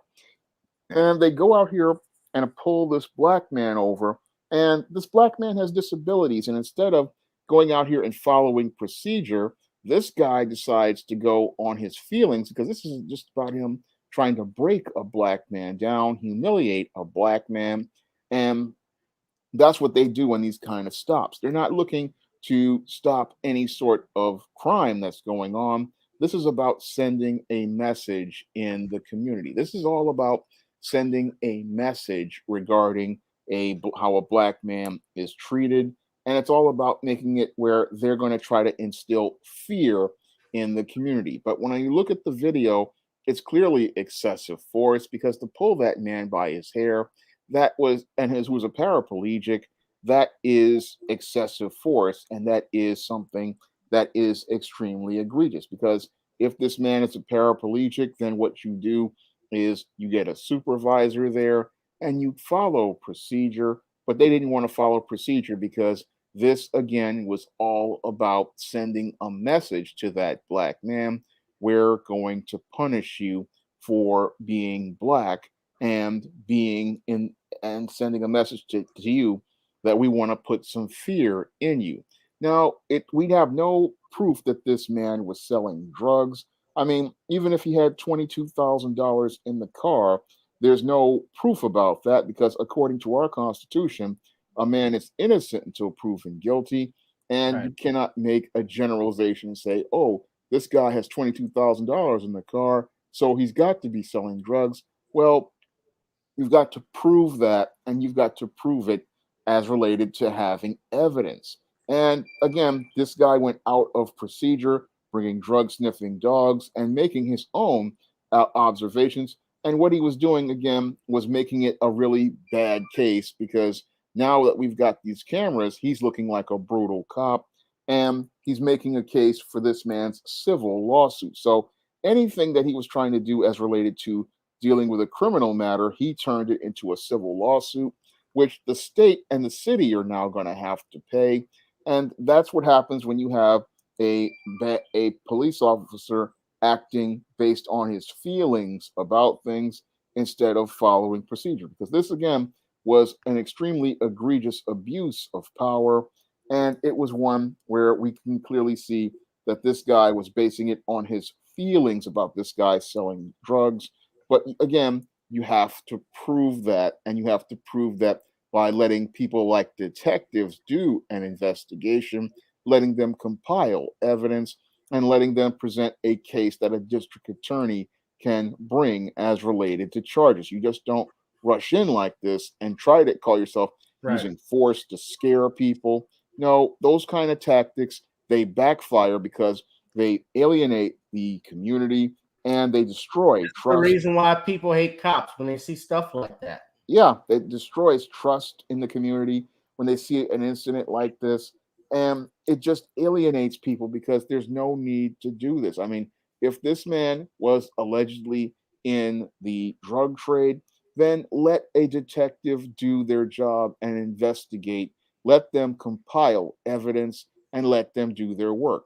When you go out here and do these maverick stunts like this and terrorize people, it destroys the public trust. It drives people away, and it makes people that you would want to call yourself making a suspect into a martyr. And this man now has a good case as related to getting a 6 or 7 figure settlement from the city and the state, all because this cop acted on feelings and instead of going on trying to build a case. Most definitely.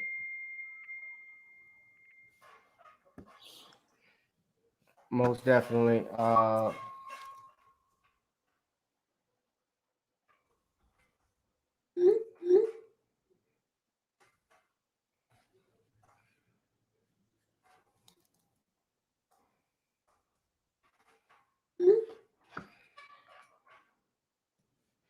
Yes, he certainly has an issue for. He certainly has an issue with regards to.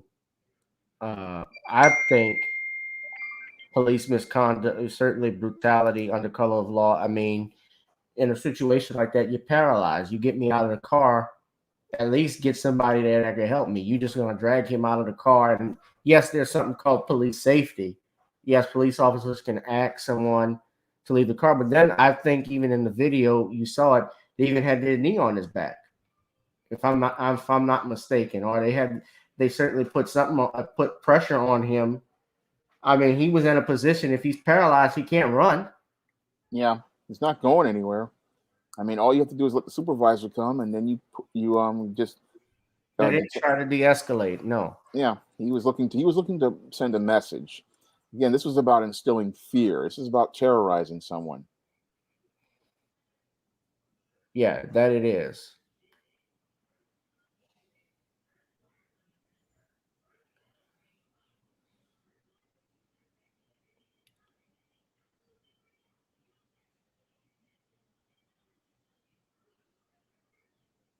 It's all about. I've seen this happen numerous times, whether it be racist police officers or racists out here. And again, this black officer, he has the same racist mindset as a white supremacist, and that's the scary part of it. Yeah, certainly. These black police officers are even 10 times worse. I'm sorry, guys. I had a message I was looking at, so that's why I'm a little distracted. But yeah, these law enforcement officers are supposed to de-escalate situations, not escalate them. And they certainly made what we call a mountain out of a molehill in this situation that could have been avoided if they had gotten their supervisor there. This was about tinted windows. Remember, it wasn't about drugs initially. That's not the stop. You stopped him for the windows. You checked it. You gave him his information. And when his information popped up, they decided they wanted to do a search. I mean, that's not even probable cause. I mean, you have to, according to the law, you have to follow probable cause, and there's no probable cause here. Yes, and I'm lucky. He had his. I'm gonna take it. His child in the back seat that was watching that. They're gonna be traumatized by what they saw. So hit that like, share, and subscribe button, guys, if you like the platform. Also, please donate to the Cash App. I see Darius contributed. Thank you very much. Everyone else, I hope you could. Thank you, Darius, for the Cash App. I really appreciate it. Yeah, shout out to Darius from Atlanta, Hotlanta.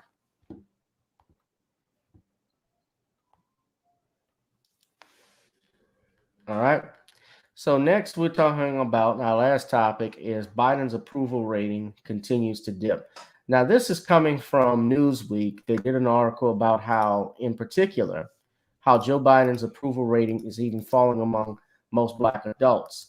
This is a surprise to me, Sean, because a couple of weeks ago I had seen somewhere, and polls get skewed, but I saw somewhere that even Joe Biden had an approval rating of about 67% among Black elders and Black adults, which I couldn't understand why, especially in light of recent controversy with regards to our HBCUs, the money he has cut in spending for those, his continued failure to address reparations for Black Americans, but also granting monies and approving monies for Afghan refugees, giving amnesty to illegal immigrants, things of that nature, where Black people continue to be looked over, and even Kamala Harris's silence on these issues involving the Black community. But even she's just been silent overall. I haven't heard from her as well. But Joe Biden's approval rating has fallen the most among Black adults, according to Newsweek. According to Newsweek, quoting a Pew Research September poll, Biden's overall approval rating stands at 44%, compared to 53% who say they disapprove of his performance in the White House. As now noted by Pew, this is a reversal in Biden's jobs ratings from July, when 55% approved of his job performance compared to 43%. The results are also part of an overall trend of Biden's approval ratings falling since around August as he faced criticism over introduction of the vaccine mandate as well as over his handling of the withdrawal of the United States troops in Afghanistan. The survey found Biden's approval rating had fallen among most demographics and political groups, including Democrats. One of the biggest concerns for Biden is that dramatic fall of approval ratings from the Black, Hispanic, and Asian demographics, where he is seeing some of the biggest declines.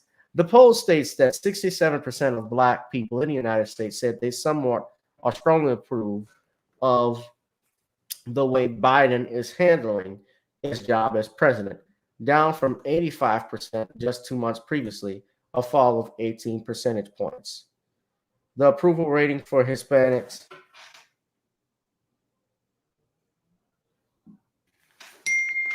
adults has also dropped from 72% in July to 56% in September results, and from 68 to 54% among Asians. In March, 71% of Black adults said they strongly approved of Biden's job performance, which around half, 49%, say so in Pew's latest survey. So his approval ratings continue to drop, and I'll just scroll here. It says that a total of 42% of those aged between 18 and 29 say they approved of Biden's job performance, down from 56% with the other key demographics for Democrats, those aged 30 to 49 at a 47% approval compared to 59% in July. And this was a poll that was conducted in September, from September 13th through 19th, of over 10,371 adults. This is also, I guess, a short video on the Hyde Amendment. Joe Manchin said he just not wanted in there. I want to get the bill passed. So how would you sign it if the Hyde Amendment? I decided it because the Hyde Amendment is anyway.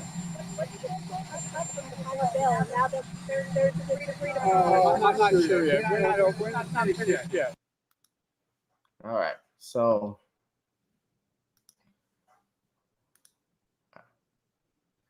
I don't know what you all think of that.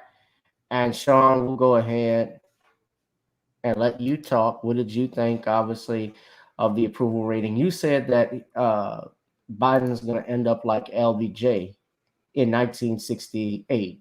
And I'm wondering, you also said the same thing, compared him with Jimmy Carter. Why do you feel, first and foremost, the elder Black people have such a higher approval rating or percentage for Joe Biden? Blacks did just a few months ago at 67%. Well, a lot of the elder Black people, they just are wedded to this party, and they think that because this is the party of the 60s, that that they can practically turn things around. They're thinking that they can have this hope that things will change, but we're looking at the reality of things, and that's why we're seeing a lot of people starting to turn around. We're starting to see a lot of Gen Xers and a lot of Gen Y and millennials. They're looking at the picture with Joker Joe and realizing that he isn't what he said he would be. I mean, that whole thing with the mandates has really alienated a lot of those Black voters. And it shows that this president that we voted for is not somebody we can trust, because in a tape a couple of months ago, he stated that he would not implement mandates. And that has turned into your Joe Biden's read my lips, no new taxes version of what happened to George H.W. Bush. And this has practically led to your Joe Biden alienating Black voters. I mean, here we have a president who made a promise not to do something, and then he goes ahead and does it. And again, this is the read my lips, no new taxes promise that wound up destroying George H.W. Bush. The same thing is happening to your Joe Biden. Now, I compare your Joe Biden to your LBJ, because your LBJ started out with a lot of ideals, and he was doing very well in the beginning. He had extremely high approval ratings. and he had a lot of support from the American people. But as time went on, and he went out here and made the two blunders. One was the Great Society programs and the welfare state. The other was escalating the Vietnam War. He wound up alienating the American public because instead of trying to get American troops out of Vietnam, he doubled down and took us from 50,000 troops in 1963 to 500,000 soldiers in Vietnam in 1963. And it was all about him fighting for this ideal of democracy, but he couldn't see how he was alienating the American people because he was so caught up in fighting for his ideal. He couldn't see the casualties of American soldiers dying on TV. And the same thing is happening with Joe Biden as related to this pandemic and these mandates. He's so caught up in his ideals about trying to beat this virus that he doesn't see how it's impacting real American people and how these policies are impacting real American people. And this mandate was a fundamentally flawed campaign idea because it came from him following your mayor, Bill de Blasio, in New York, a man whose approval rating is in the low 30s right now. And we look at Biden's approval rating, it's the exact same thing almost. I mean, this is what happens when you follow the lead of a weak and incompetent leader, and your Joe Biden's credibility as a leader wanes every day. I mean, he has practically imploded over the course of 9 months. He was supposed to be the great savior for the left. Unfortunately, the great savior has not shown any sort of vision for what he wants to take the country. He has not shown any sort of direction of where he wants the country to go. His whole argument is, I am not Donald Trump. But as we're seeing, as I've stated in numerous videos, I am not Donald Trump is not an argument. No, you have to present a counter platform. And the counter platform he has presented with his Build Back Better program really does not resonate with many Americans the same way LBJ's Great Society did not resonate with many Americans. Most Americans looked at the Great Society of the 60s today and see it as a great failure. And when they look at Build Back Better with all of these programs meant to give all of this empowerment to women who already are the largest population of workers in this country, it looks like a whole pork barrel project. I mean, you have him talking about giving women paid leave, talking about giving women childcare. Again, if this woman is so empowered, then why can't she pay for her own childcare? Why can't she take her own money and finance her own leave? And again, this is not the direction that the country needs to be going in, making more social programs. And most Americans are looking at Biden's agenda and seeing it as the same failed platform that your Lyndon Johnson came out with, the Great Society, which did not give us a greater society. No, it gave us a society with a man crisis. It gave us a society that is completely out of whack and a whole lot of trillions of dollars in spending that won't benefit Americans. And then on top of it, you have the IRS talking about snooping in people's bank accounts for $600. Yes, his new mandates on that. Yeah. I mean, all of these policies are anti-American, and it's not looking like he's the guy who's going to build back better. It looks like he's tearing down America. And when you look at him, he's just not giving Americans what they want. He's not listening to we the people. And that's why his approval ratings are dropping, because he's detached from we the people.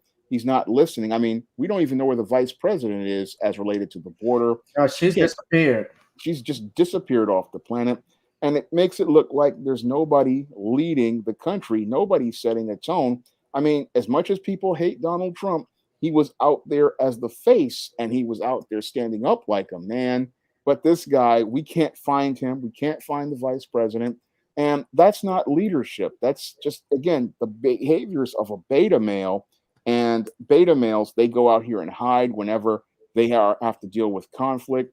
And again, he's looking like a weak leader, and people are having serious voters' remorse. Many of the minorities that he used to have for his support are getting second thoughts. And they're getting second thoughts because they're realizing they're not getting any tangibles out of this situation. I mean, your Joe Biden has done more for illegal immigrants than American citizens. And all he does is want to punish American citizens who are just trying to work and get their lives back in order with mandates, trying to coerce them to take a jab. And again, this is not how you foster a relationship with the American people who elected you. This is just alienates the American people. And when you do this, you're not going to be able to win your representation as related to the House and the Senate, which was already a rickety majority, and that majority is on the brink in 2022. And your Joe Biden may be a one-term president because he's just, again, so caught up in his ideals, he has forgotten the real we the people in this country. Right. And, you know, people are not, especially younger people, they want someone, I think, to lead them. You know, I feel younger people want somebody to lead and tell them what's right and wrong. But then we have a situation where a person like President Biden, who does not really know, it seems like he doesn't know where he is. When you listen to him talk, when he's talking, you know, like we saw that video of him mentioning the wrong dates, calling Kamala president, all these things that are going on. And elderly black people, I'll just say this, they have failed. That older civil rights movement, that generation has been used to taking punishment. Yeah. And I think they took too much punishment to the head. You know, we got to get rid of Trump. We got to get rid of Trump. Okay, we've gotten rid of Trump. What do we have in office now? And what do we have to the that's table? better? And where are his goals? He hasn't accomplished a single thing. I mean, 9 months, you should be. Well, he did stuff. He did accomplish a couple things. He did stuff for gays. Yeah, but that's and then he did give people an empty symbolic gesture of a Juneteenth holiday. But you have to bring substance. This guy is all flash, and he has no substance, and that's why nobody respects him as a leader. And he's hurting America overall with his dysfunctional policies. And people have to realize that this guy just isn't there. I mean, he went out here and alienated black voters by telling them in December he could do nothing for them. Now he's begging for them to vote for the party. But the whole thing is, if you're not bringing tangibles to the table to black voters, then why should they vote for you if you're not going to do anything for them? And why should they vote for the candidates you support in Virginia, talking about we need to stop those guys on the right? It's like, no, we don't need to stop anyone because you're not doing anything for me. You're taking people for granted. And that is a major problem with these left politicians, is that they take their voting base for granted, and they think they can just run roughshod over them. And if you don't respect the people who put you on a job, then those people have no reason to hire you. And that's the big mistake that the left has, is that they don't understand that you work for the American people. We don't work for you. And if you don't want to work for us and respect us as people, then you deserve to be given the boot.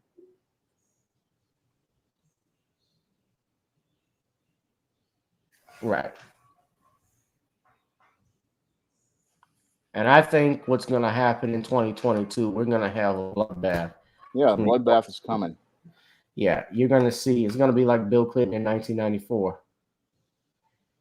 And they're trying to stop it. I mean, you got even some of these called non-Trump Republicans trying to stop it, but there's no stopping it because the left did not deliver on the goods. They didn't bring anything to the table.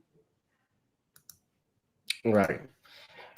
Most definitely. We're going to continue monitoring this. And, you know, I don't think he's going to be, my personal opinion, I don't see Joe Biden being president for the rest of the year. I think what will happen, we'll have Kamala Harris come in.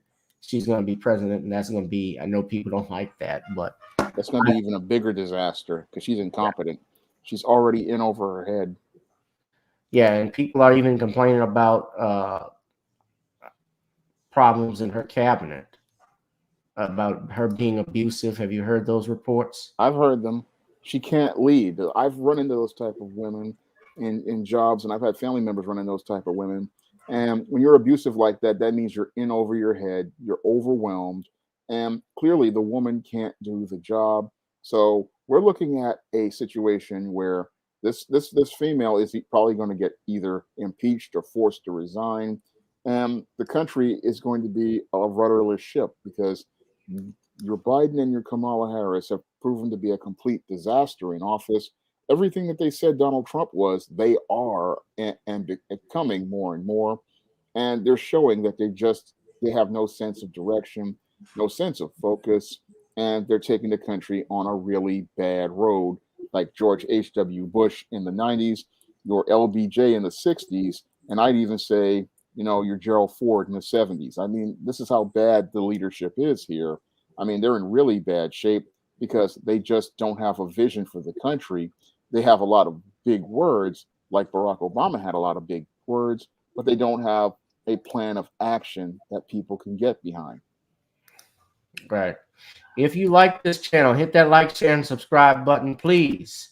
Donate to the Cash App. Hit Cash App, Gavin Richard Esquire at the ticker at the bottom. This was an article from Politico, Not a Healthy Environment, referring to the dissent within the vice president's administration of aides and allies have been calling and texting each other about the fallout. People were resigning from her post, from their post. People are not happy about this. No, there's no leadership.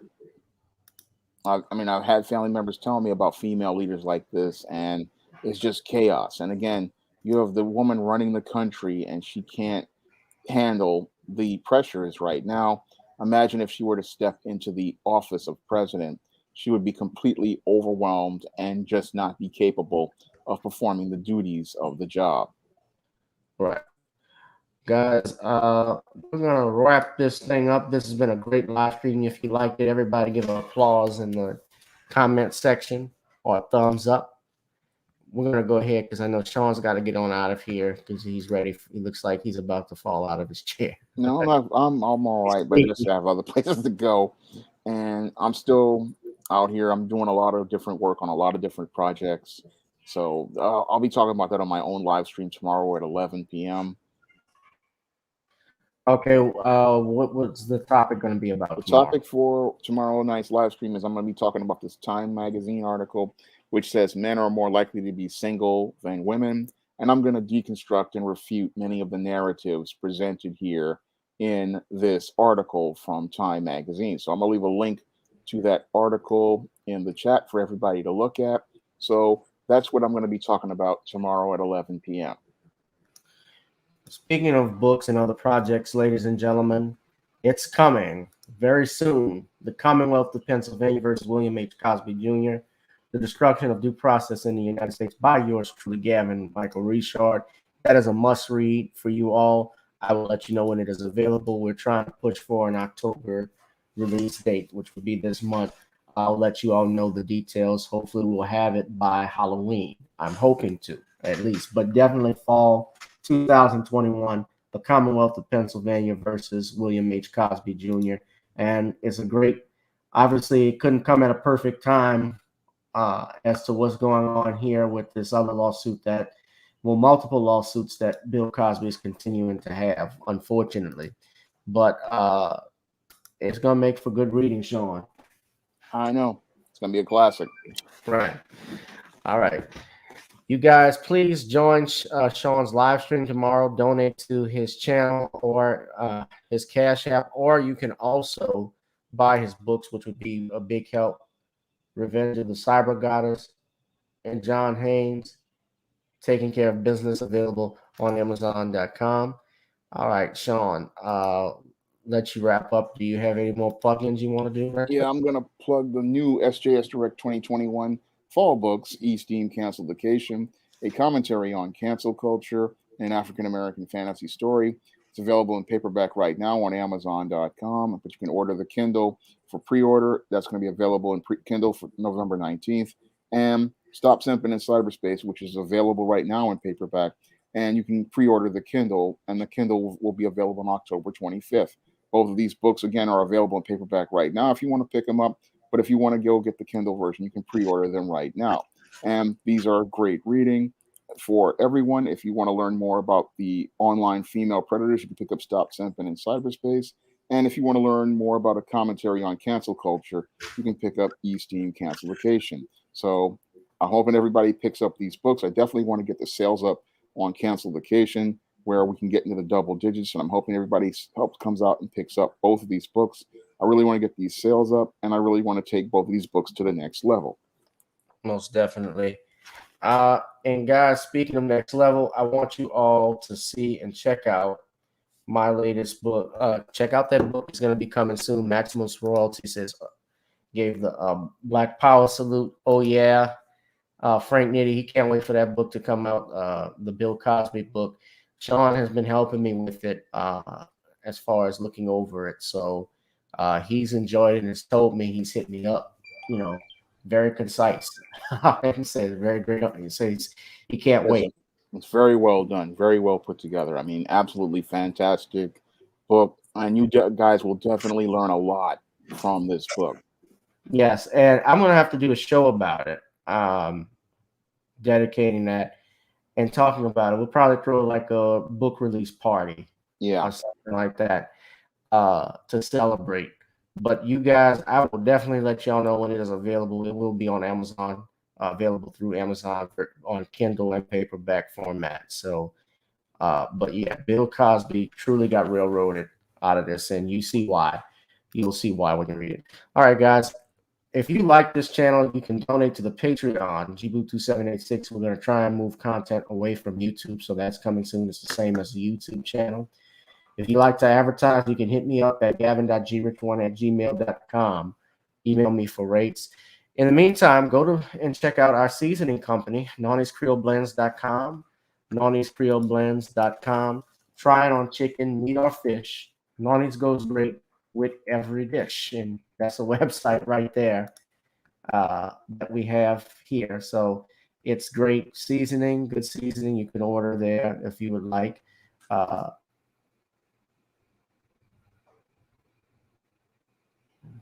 You can also, in order to support us, support me, check out Video Soul. That's a single on Amazon, Spotify, and iTunes. You can get those.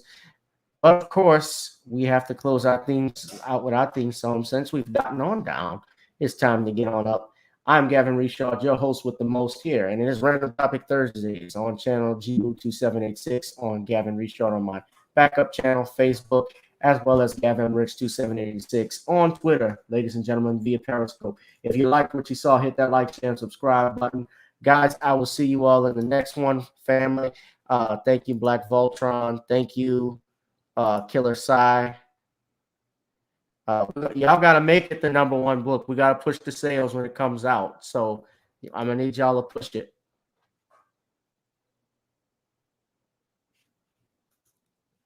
All right, Killer Psy. All right, Black Voltron.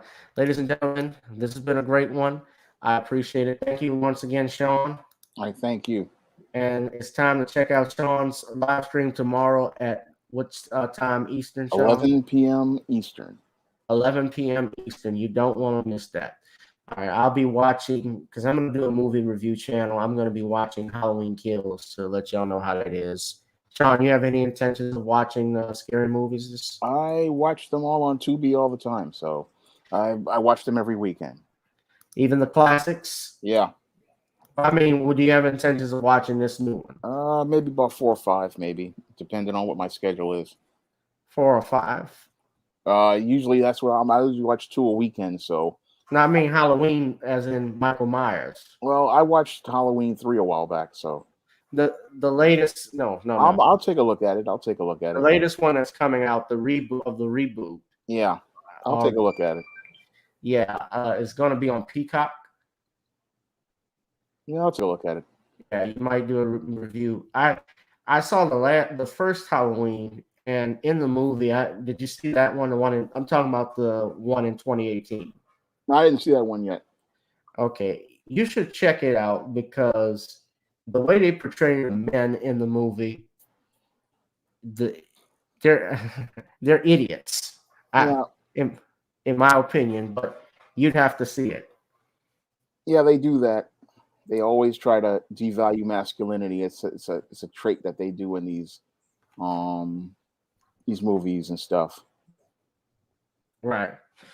All right, guys. That is it for me. It's time to get on up. Shawn, thank you for being on here. Appreciate it, brother. All right. Thank you for having me on the show. This has been Channel G2786. We are live. We are live. I'm coming at you with 5. Now I'm out. And I'm going to be moving about. All right, guys. Peace out. Love y'all. Peace.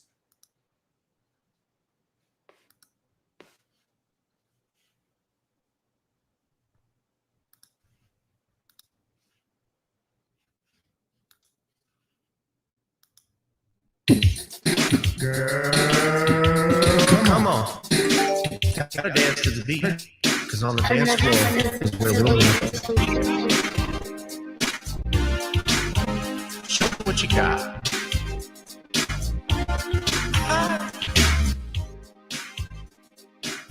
Gotta feel the groove. Feel the groove, get on the floor. Get on the. Right now the party's wasted. There's nothing much to do. But once the groove gets started, tell me, what do you have to lose? Just look into my eyes, girl, as we glide across the room. And what to my surprise now, the beat takes hold of you. Now if you're feeling like I'm feeling, so come on baby, let's start dealing. Time to get this party started. Ain't no time for the broken hearted. When the rhythm takes hold of you, there's only one thing left to do. Cause the beat is really moving. Time to get your body moving. Gotta get on up and move your body. Cause when the beat is really grooving, it's time to feel your body moving. Gotta get on up and shake something. Feel the groove, get on the floor. Get on up. Tell the DJ play the whispers. Rock steady in the mood. Put on earth, wind, and fire. Tonight we're gonna groove. Show me how you do the 4 corners. Electric slide or 2. Hit the bus stop or do the bunny hop, baby. It's really up to you. Now if you're feeling like I'm feeling, so come on baby, let's start dealing. Time to get this party started. Ain't no time for the broken hearted. When the rhythm takes hold of you, there's only one thing left to do. Cause the beat is really moving. Time to get your body moving. Gotta get on up and move your body. Cause when the beat is really grooving, it's time to feel your body moving. Gotta get on up and shake something. Feel the groove, get on the floor. Get on up.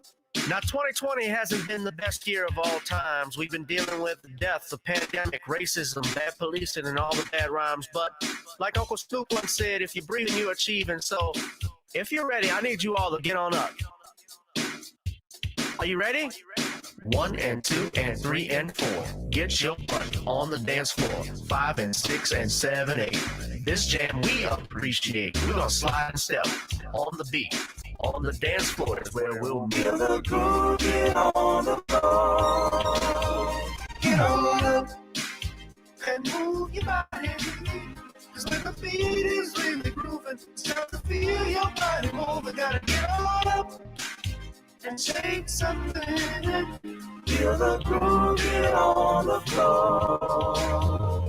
Get on up, baby. Yeah, gotta get on up. Come on, baby, gotta get on up, baby. Feel the groove, get on the floor. Get on up.